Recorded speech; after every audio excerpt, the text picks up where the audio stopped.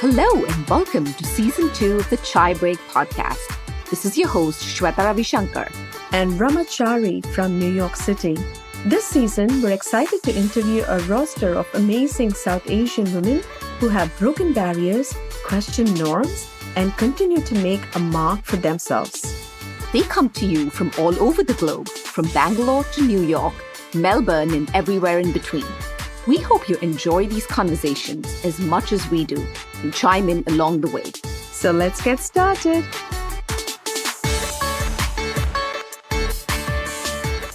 Hello and welcome to the Chai Break podcast. Hi Rama, how are you doing? Hi Shweta, doing great. It's a nice sunny day in New York. It almost feels like every time we start our podcast, we're always talking about the weather. That's true. It's a sunny day. It's a cloudy day. Are we doing a podcast or are we doing a weather channel? I don't know. I think kind of, you know why? Because I feel like the weather is kind of decides or sets the mood for the day. Yeah. And usually we tend to do these podcasts in the morning. So I think that's why, we get inspired, especially during the summer. We're like, oh, it's such a beautiful day. Yeah, that's true. That's true. And I always sit right next to my window and you can see that sun is like hitting my face.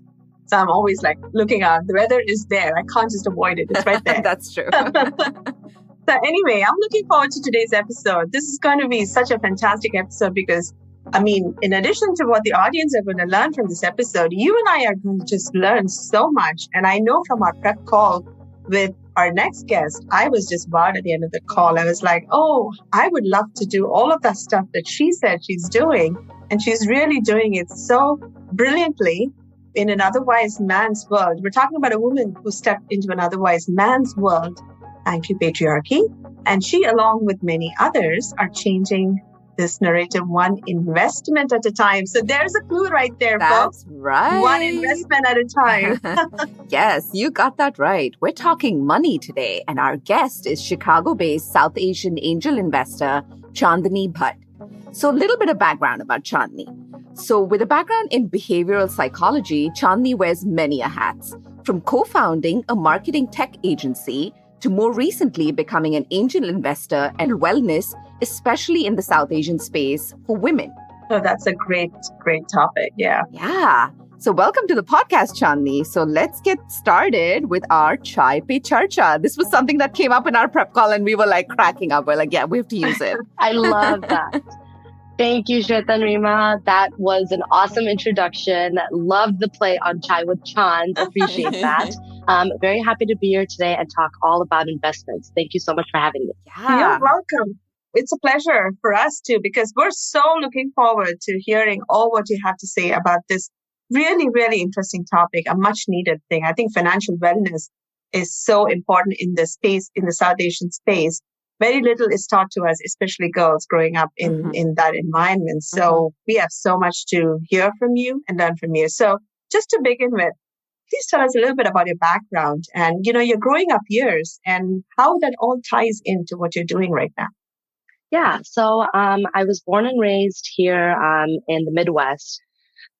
I basically started angel investing about 4 years ago when I moved to the city. And prior to that, I had a background in behavioral psychology, just studying humans and really the behavior of what we are and what we do.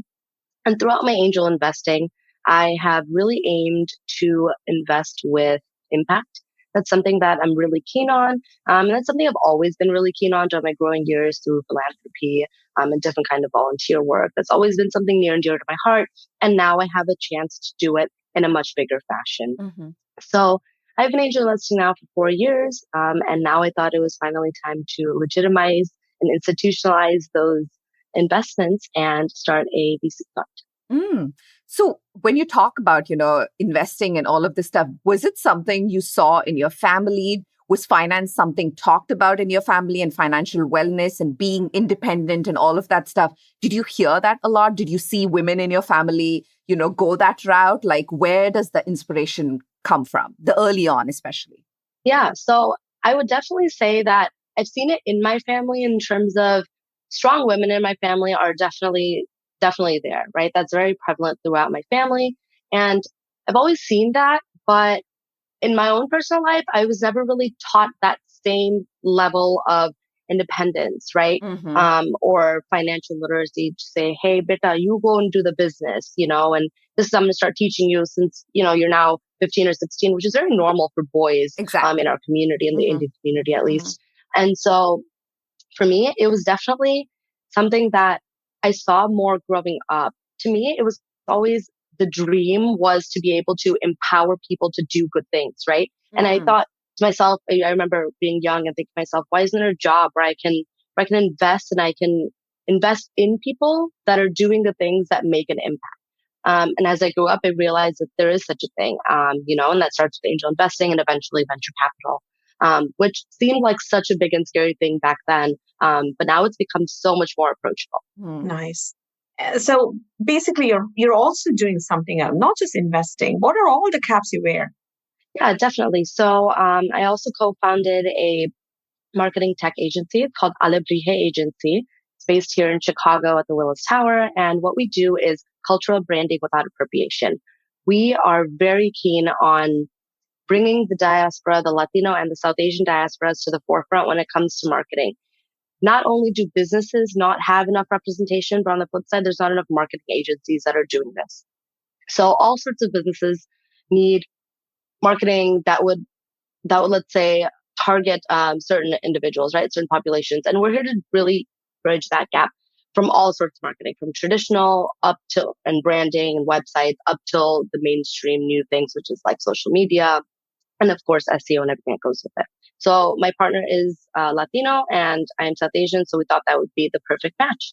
That's amazing. I feel like I've actually been following a couple of Latinx brands. I think the most recent was Ceremonia, founded by Baba Rivera. And I think like I've been seeing a lot more of like South Asians and Latinas in this space. And it's so interesting that what I find a common thread is you've kind of taken your behavioral psychology, studying humans to like, being like, okay, let's see what impact all of these different amazing humans are doing. And, you're bridging that gap because I feel like, especially with immigrant populations, investment and, that kind of thing, that's where they fall short, right? So I feel Mm-hmm. like supporting those communities, you are doing such a fabulous job in making that impact. So kudos. Thank you. Thank you. Trying, right? We all try one day Yeah. at a time. And it's so interesting. It's a perfect combination you have because there is this growing, emerging, probably not a growing and emerging, probably something that we probably known a while ago, but it's exploding in recent times. Is the connection of psychology to investing Mm. and the connection between psychology, human behavior, influencing the economic trends, within the market.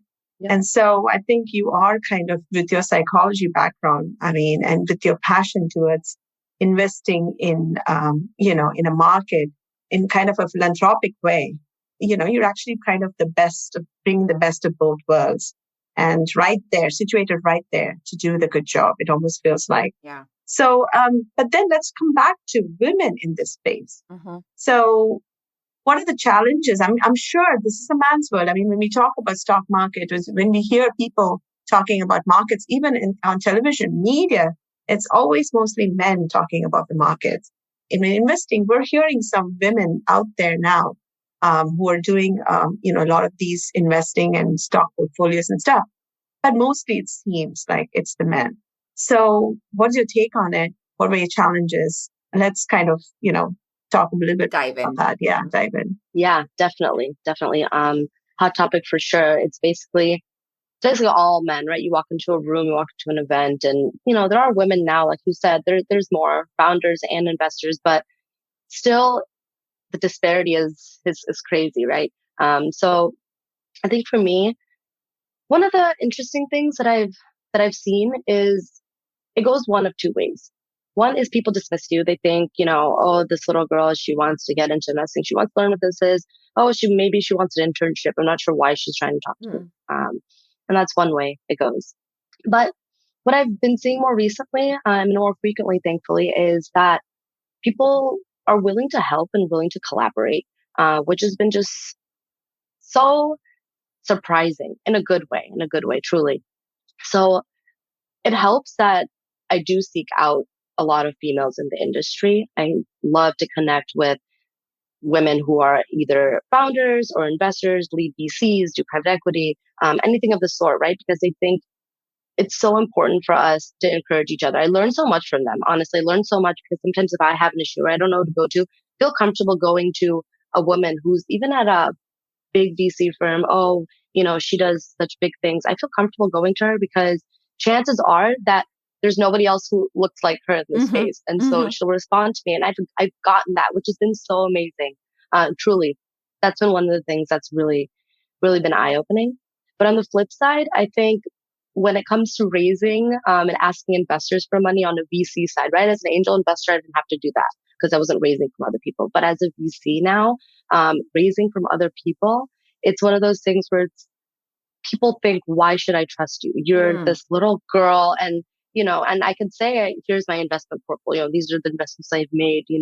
But a lot of times they just think it's, oh, you luckily made a good investment, or someone must have advised you, or, something of that nature. Or it's just not taken seriously. So I Exactly. think, Yeah, I think that's the bottom line. yeah. And that's something that, I don't know, it's crazy to me because I don't know why, on the flip side, if it was a man who was my age who said the same things, it's why his words hold so much power. And I see it every day, right? Um, and it's crazy. When my husband speaks, it holds, in some situations, more power than when I speak. Mm. And it still exists today. And not in all circles, of course, but definitely in the Indian community when it Mm-hmm. comes to like family or, family friends, sort of that community. It's insane. The disparity is still there. Yeah, because it's almost like when you talk about whether it's because you and your husband both are in the same space, you were saying, right? Mhm. And even when you take that into a family context, even, right? When families get together, Mhm. what happens, like the men break away, they're Mhm. in their own talking, Yep. and then the women break away, they're having their own conversation. And most likely the men are having conversation about money, about the stock market, and et cetera, et cetera. But there are no women involved, even though I'm sure that the group of women are equally as, educated about all this. And I'm sure they're putting their money into the stock market.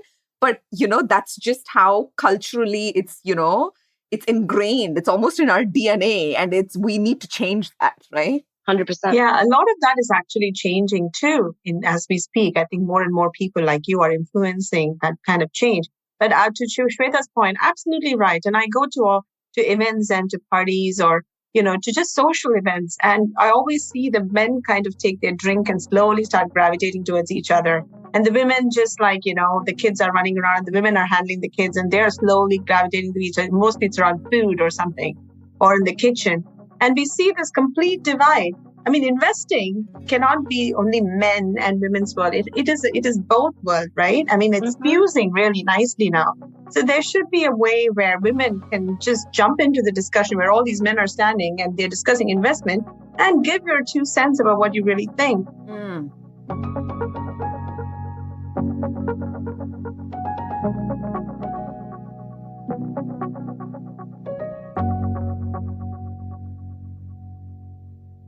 I think we're still not there. I don't know, at least in the circle that I see and I mingle and it's still not there. I'm not able to just everybody just sits with everybody and has this fun conversation. We're doing that, but most of the time it's the split conversations that's happening. No, because I feel like even with those split groups and conversations, right? It's almost like, are we as women talking about finance to the other women?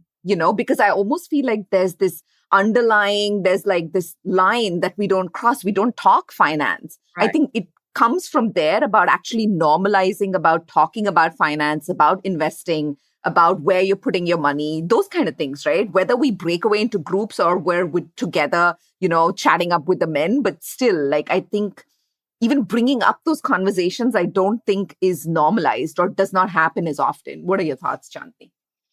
I definitely agree.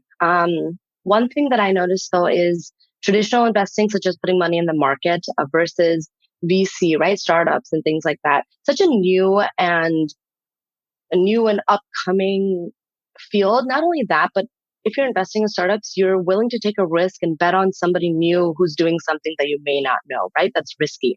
It's kind of the nature of the industry. And so I realized that is one distinction. And a lot of times I feel like that seems even, for some reason, VCs and startups to me long ago felt more scary than stocks. So I started investing in stocks way before I started investing in startups, right? Because it's much easier. There's more access. to stocks. And it's talked about more, let's say more at least, than would be startups. But I think the nature of the field is one thing that women should take advantage of.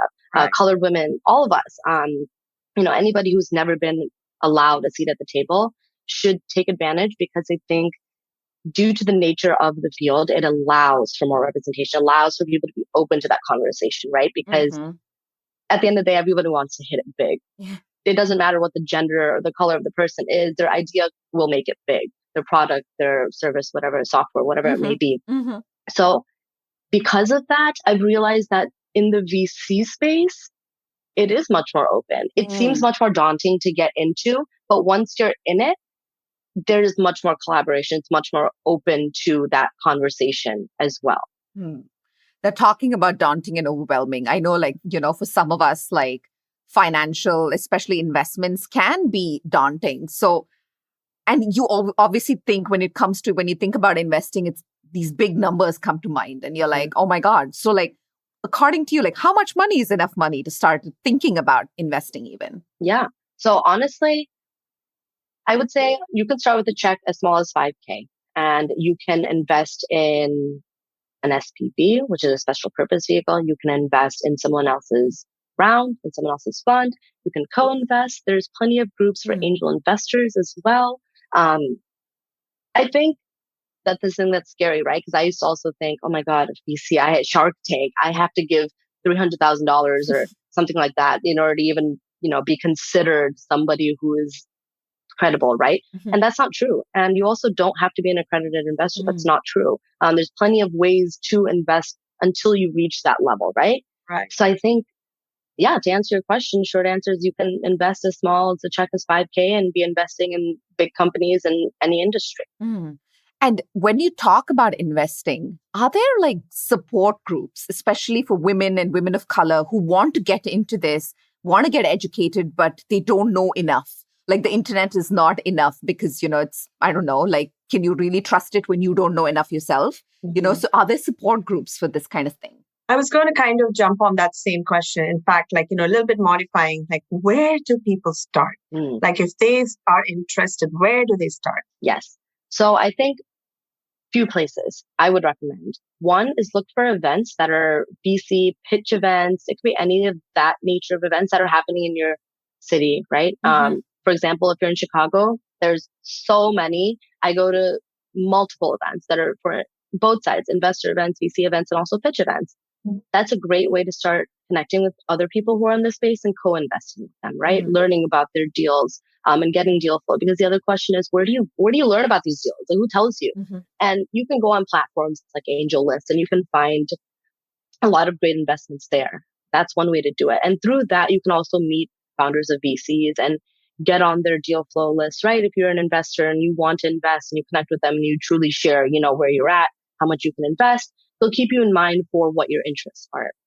So those are two great ways to do that. And outside of that, honestly, reach out to me. Like, I would be happy. I've had so many people actually through my Instagram or through my LinkedIn, I reach out and say, hey, I want to learn about investing. I don't know anything about it. How do you get into it? Like, I'm also a brown woman and I live in the States and I don't know how to get into it, and I'm happy to share. And just like me, I'm sure there's plenty of other women who are in it who are happy to share, both founders and investors. So don't be afraid, because I think it seems like, oh, this person might not want to talk to me. But on the flip side, it's like, wow, I'm so happy that somebody wants to have these discussions, right? I want more people who look like me in this space. So if that's my goal, spread the word, Yeah, no, that's so refreshing to hear. Absolutely. And I think this is a very obvious, I can know the obvious answer, but I have to ask this question.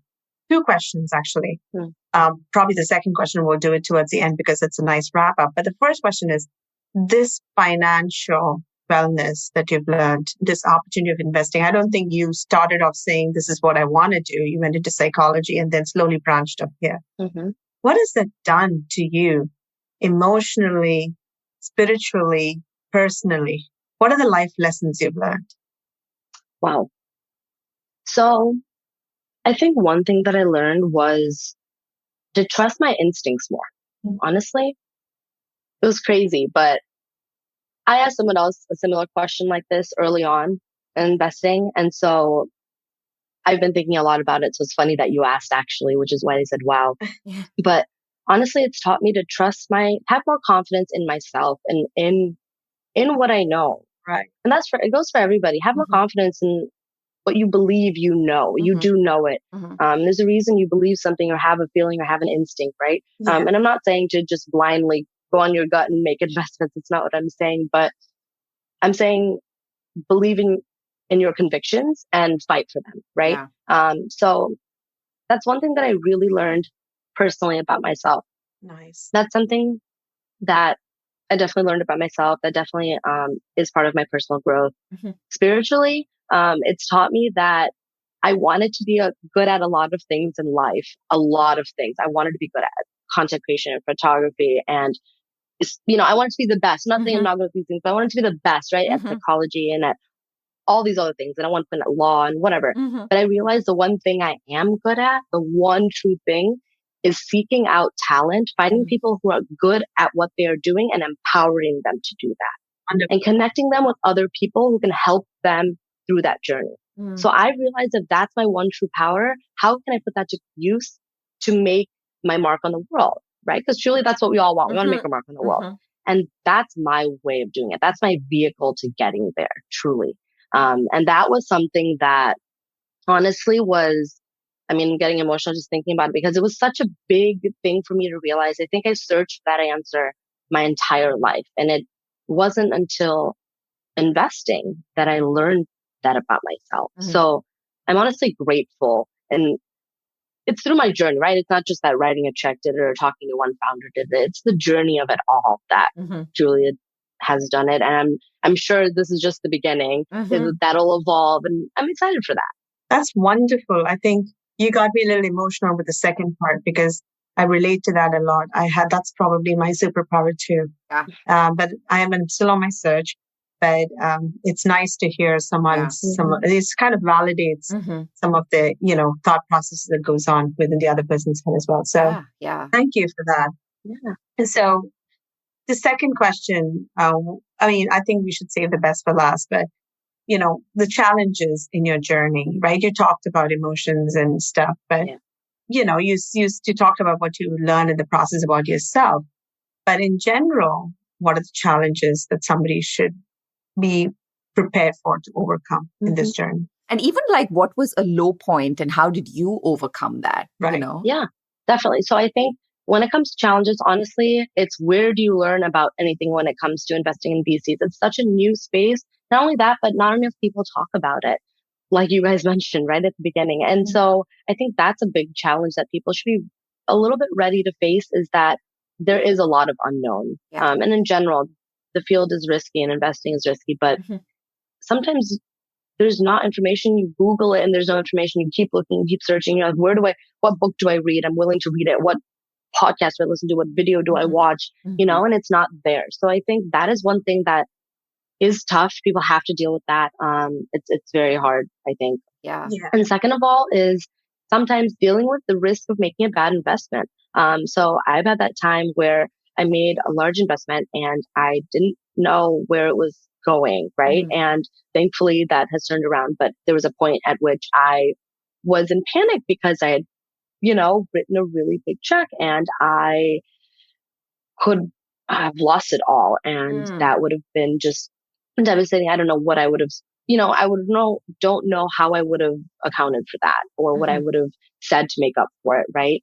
And so it was on all accounts very scary, but you have to be ready for that. And so I would say trust yourself. And that's why it comes back to that, right? Like trust yourself because if you don't believe in fully for even 1% don't believe in that investment or believe in that thing, don't do it. There must be a reason, right? And do your due diligence, ask people for advice. Don't be afraid to ask other people about investments you're making. That's totally fine because that's a real thing. It's a real fear. But you do have to be ready for it. So I would say also don't write bigger checks than you can handle, right? If you're not ready to lose that money, don't write the check. It doesn't matter if it's a lucrative deal and it seems like it's going to be the next Uber. It's not worth it. Mm.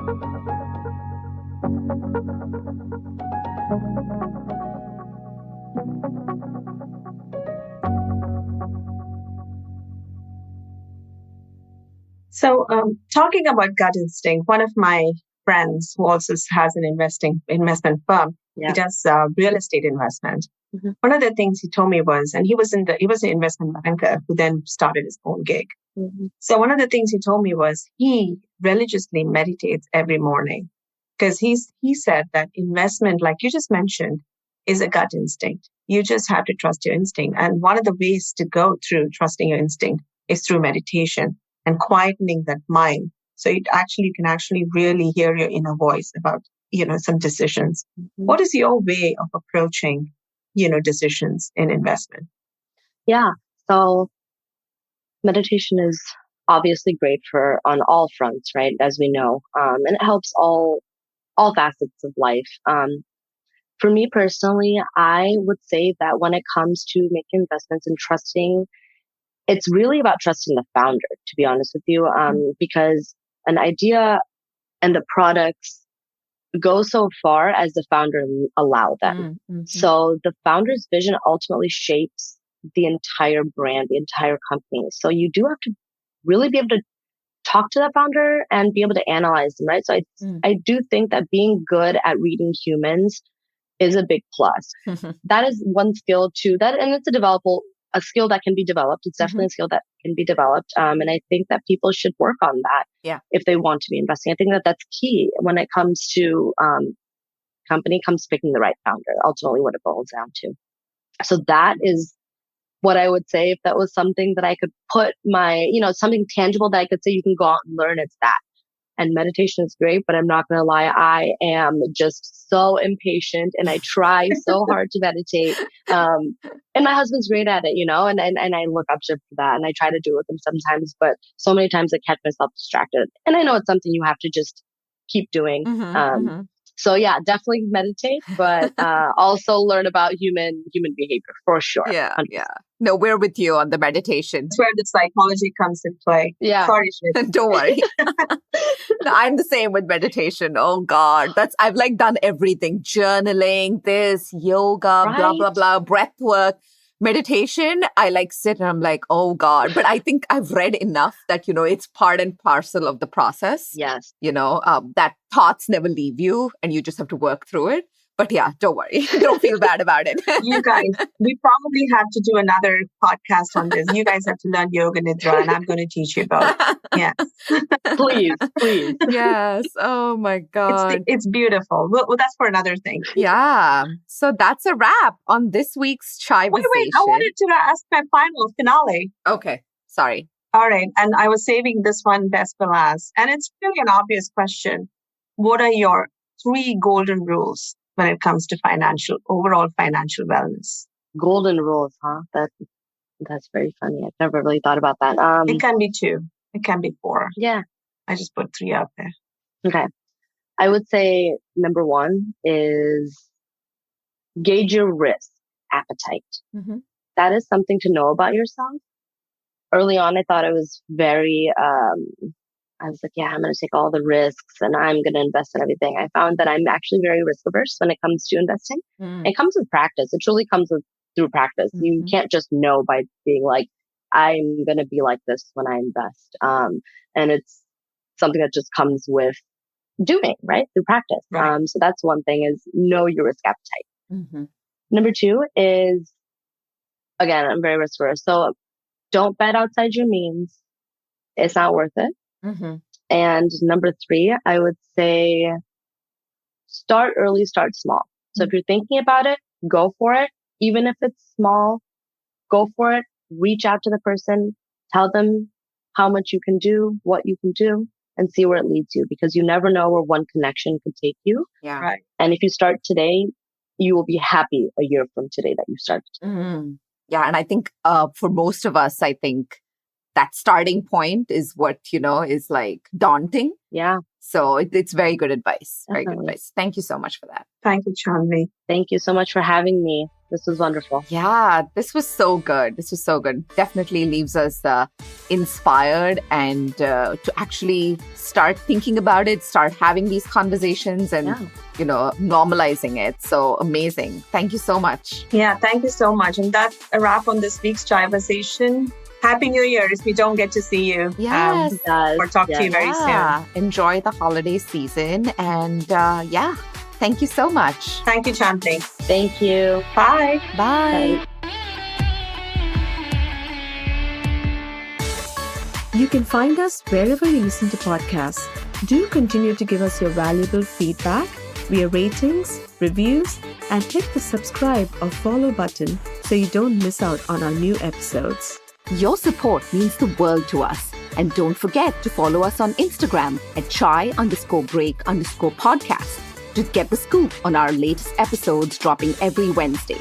You can also write to us at chaibreakpodcast@gmail.com.